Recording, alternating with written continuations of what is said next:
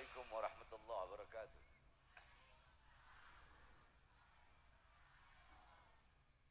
Alhamdulillah. Alhamdulillahil qawi sultan wal wadih al burhan wal mabsut fil wujud karam wa ihsan. Allahumma salli ala nuril anwar wa sirril asrar wa tiryaqil akhyar wa miftah babil yasar. Sayyidina wa maulana Muhammadin al-Mukhtar wa alihi al-athhar wa ashabil akhyar. Adada ni'amillahi wa ifdalih wa ba'd.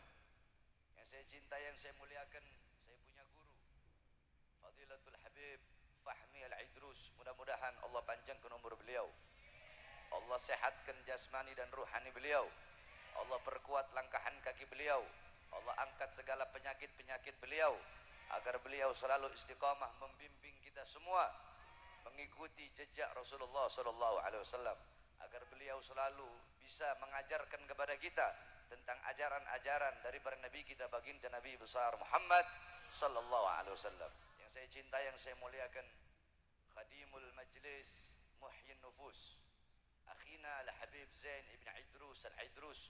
Mudah-mudahan Allah panjangkan umur beliau, Allah sehatkan jasmani dan ruhani beliau, Allah perkuat langkahan kaki beliau di dalam berdakwah di jalan Allah Subhanahu wa taala, menyampaikan ajaran datuk-datuknya sampai ajaran baginda Nabi besar Muhammad sallallahu alaihi wasallam, beserta seluruh para habaib yang lain, para kiai, para alim ulama, para tokoh masyarakat, para aparat pemerintah, beserta seluruh jamaah muslimin muslimat, bapak-bapak, ibu-ibu, khususnya para pemuda-pemudi umat baginda Nabi besar Muhammad sallallahu alaihi wasallam yang selalu dimuliakan oleh Allah Subhanahu wa taala. Saudara-saudara, kita duduk di ini majelis pada malam hari ini dalam rangka milad daripada Majlis Muhyin Nufus, yang dimana di ini majlis dibacakan Ratib Al-Idrus yang dikarang oleh Al-Imam Al-Akbar Sayyidina Al-Habib Abdullah Ibn Abi Bakar Al-Idrus. Saudara-saudara sekalian yang dimuliakan oleh Allah Subhanahu wa taala, Al-Imam Al-Habib Abdullah bin Abi Bakar Al-Idrus, beliau adalah seorang wali besar, beliau adalah seorang imam besar, beliau adalah orang yang dekat dengan Allah Subhanahu wa taala. Beliau adalah orang yang hatinya selalu terpaut dengan Allah, orang yang taat kepada Allah, patuh kepada Allah, tunduk kepada Allah, orang yang dalam hatinya tidak ada rasa takut kepada siapapun kecuali kepada Allah dan kepada orang-orang yang takut kepada Allah Subhanahu wa taala. Beliau adalah orang yang tidak pernah merasa aman, tidak pernah merasa aman dari azab dan siksa Allah. Ini adalah muntahal khauf, puncak daripada rasa takut, puncak daripada khasyah, rasa khawatir, yaitu tidak pernah merasa aman dari azab dan siksa Allah Subhanahu wa taala. Bukan, oh saya Habib, saya pasti masuk surga. Tidak. Al-Imam Al-Akbar Al-Habib Abdullah bin Bakar Al-Idrus tidak seperti itu. Beliau mengikuti datuk beliau Rasulullah sallallahu alaihi wasallam. Bagaimana Rasulullah sallallahu alaihi wasallam ketika beliau sedang salat, saudara-saudara? Ketika Rasulullah sedang salat, tiba-tiba beliau menjulurkan tangannya seperti seakan-akan beliau hendak ingin mengambil sesuatu. Ketika itu beliau letakkan lagi tangan beliau. Tidak lama beliau mundur seperti beliau melihat sesuatu yang ingin menyambarnya. Kemudian beliau berkata, ha ana minhum. Kemudian beliau melanjutkan salat. Selesai salat, para sahabat bertanya, ada apa ya Rasulullah? Rasulullah berkata, Allah membuka hijab. Allah buka hijab. Allah Subhanahu wa taala membuka bagiku hijab sehingga tadi aku bisa melihat surga. Ketika aku melihat surga, aku melihat buah-buah yang lebih besar daripada tempayan atau nampan. Maka aku letakkan tanganku seakan-akan aku ingin mengambilnya dan ingin aku perlihatkan kepada kalian. Tidak lama setelah Allah bukakan bagiku surga, Allah bukakan bagiku neraka. Aku lihat begitu dahsyat api yang ada dalam neraka. Tiba-tiba ada api yang seakan-akan itu api akan mendekatiku dan memakanku. Makanya aku mundur. Ketika Rasulullah mundur, kalimat apa yang keluar? Ha ana minhum. Apa aku bagian dari penghuni tempat tersebut ya Allah?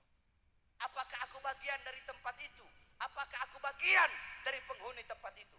Apa tempat itu? Neraka. Nabi Muhammad SAW yang udah pasti masuk surga. Bukan hanya pasti, tapi surga Allah ciptakan untuk Nabi Muhammad SAW. Surga Allah ciptakan untuk Nabi Muhammad. Tapi beliau masih bertanya, ha ana minhum. Apa aku bagian dari tempat itu? Apa tempat itu? Neraka. Yakni apa? Nabi Muhammad tidak pernah merasa aman dari azab dan siksa Allah Subhanahu wa taala.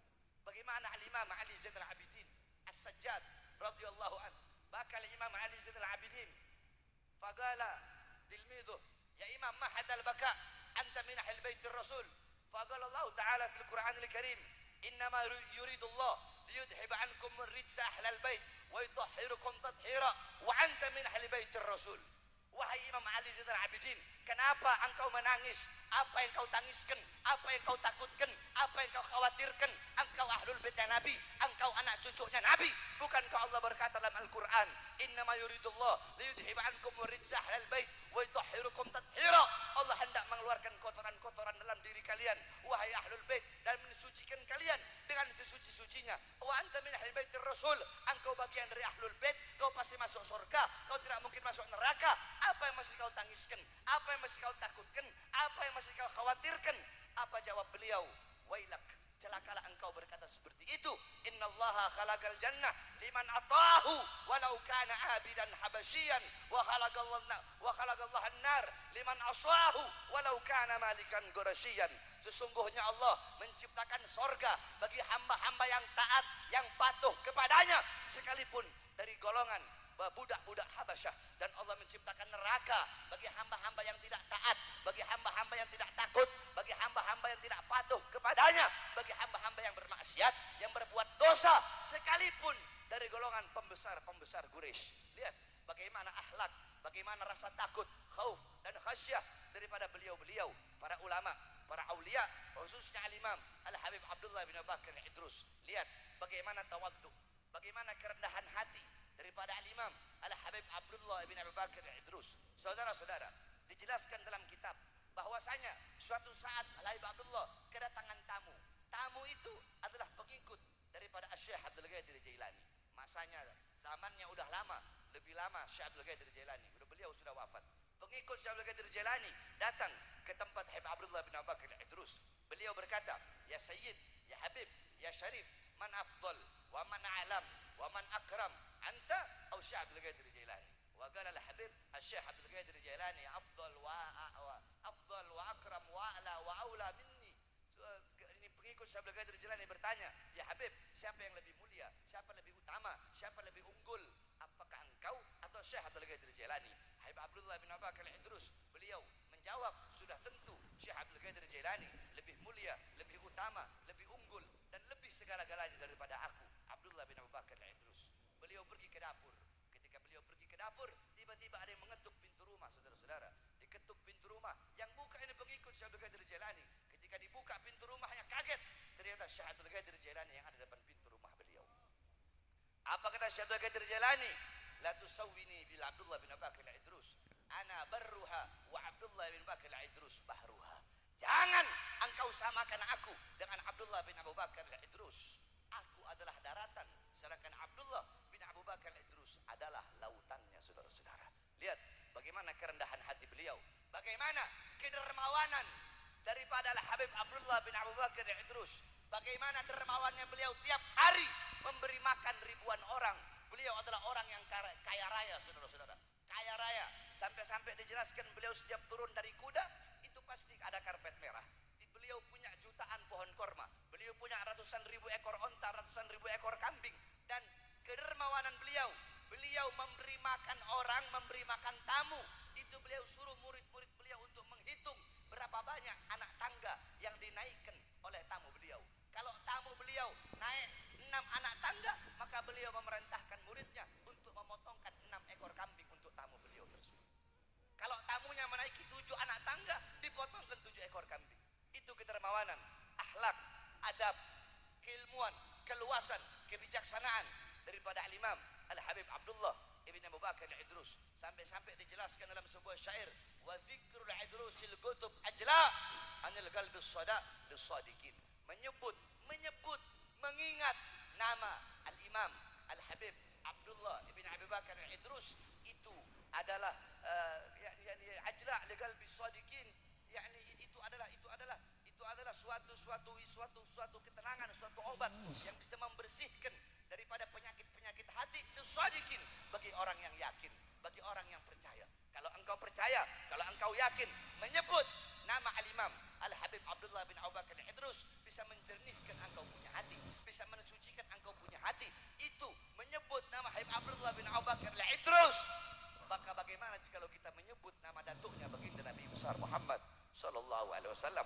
Oleh karenanya, saudara-saudara sekalian yang dimuliakan oleh Allah Subhanahu wa taala, sebagaimana tadi Habib Fahmi telah menjelaskan tentang keutamaan fadilah daripada Ratib al-Idrus. Sungguh banyak ratib-ratib, Ratib al-Abbas, Ratib al-Haddad, Ratib al-Aidid, dan banyak ratib-ratib yang lain. Ratib al-Idrus memiliki keutamaan, Ratib Haddad, Ratib Abbas, semua ratib dari kalangan para habaib memiliki keutamaan dan fadilah masing-masing. Oleh karenanya hadirin sekalian, ini ratib, ini rawatib, yakni artab, yakni ahzab, aurat. Ini adalah senjata kita di zaman sekarang. Di zaman sekarang, zaman yang penuh fitnah, zaman yang penuh kerusakan. Apa yang kita bisa perbuat? Harta, pangkat, jabatan? Tidak. Tetapi senjata kita yang paling ampuh untuk melawan musuh-musuh Islam, untuk melawan musuh-musuh agama.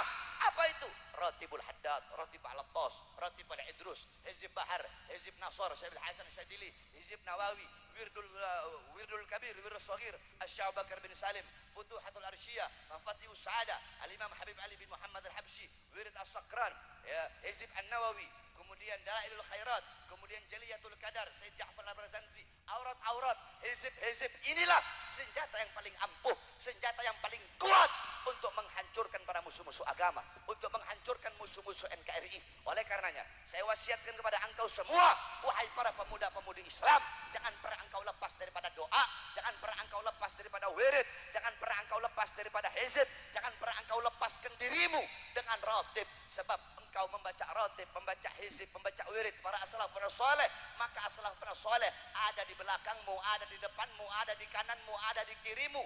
Untuk apa? Untuk membantumu melawan para musuh-musuh Allah Subhanahu wa taala. Ini agama Islam, agamanya Allah Subhanahu wa taala. In tansurullah yansurkum. Engkau menolong agama Allah, Allah tolong engkau. Allah tidak akan membiarkan engkau kalian yang menolong agamanya. Allah tidak akan biarkan kalian sendiri. Saudara-saudara, kita, mereka, orang-orang di luar sana yang memusuhi agama, yang mengkhianati bangsa, yang mengkhianati rakyat, mereka punya segala-galanya. Mereka punya pangkat, mereka punya ومن الدنيا خيرها ربنا آتنا في الدنيا حسنة وفي الآخرة حسنة وقنا عذاب النار ربنا آتنا في الدنيا حسنة وفي الآخرة وقنا عذاب النار وصلى الله على سيدنا مولانا محمد وعلى آله وصحبه وسلم والحمد لله رب العالمين.